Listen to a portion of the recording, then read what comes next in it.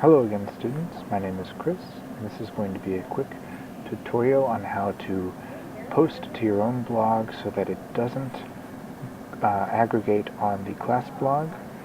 I'm going to assume that you have already watched the video on creating your own personal blog and then posting so that your posts do appear correctly on the class blog. If you haven't, please watch that first.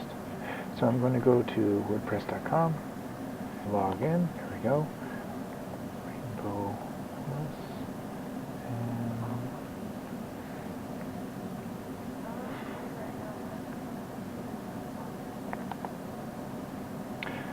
so I have my personal test page, which you probably recognize from my other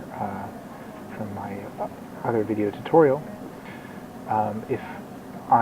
Like I said in the other, this particular post, if I click edit, you'll recognize this is the one that I made, and I categorized it under week one. Week one because I wanted it to appear, wanted to be accessible via the week one link under personal blogs on the class site, as well as accessible on my own site. If I want to create a post for my personal notes, which will not be collected on the class site, we don't want those to aggregate with the rest of them. So if we go to the dashboard, or we can go new post there, we go add new post. Let's say personal notes test, not the most creative name, but test of personal notes content. What makes this not aggregate on the on the class site rather is that you do not choose week one or week two. You can leave it uncategorized. You don't have to choose anything over here. It automatically does uncategorized. You can add a new category for personal notes. It is entirely up to you. But when you publish this particular post,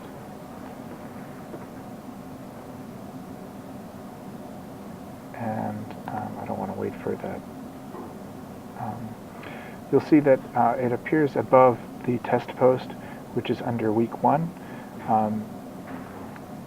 This one is under uncategorized. The plugin for the class site will grab this one because it recognizes this category. It will not grab this one. So that is how it is done.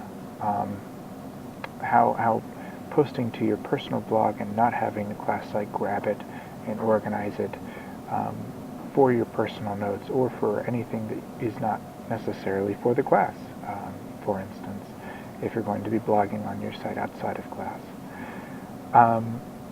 That is the tutorial on posting to your class site and not having it appear.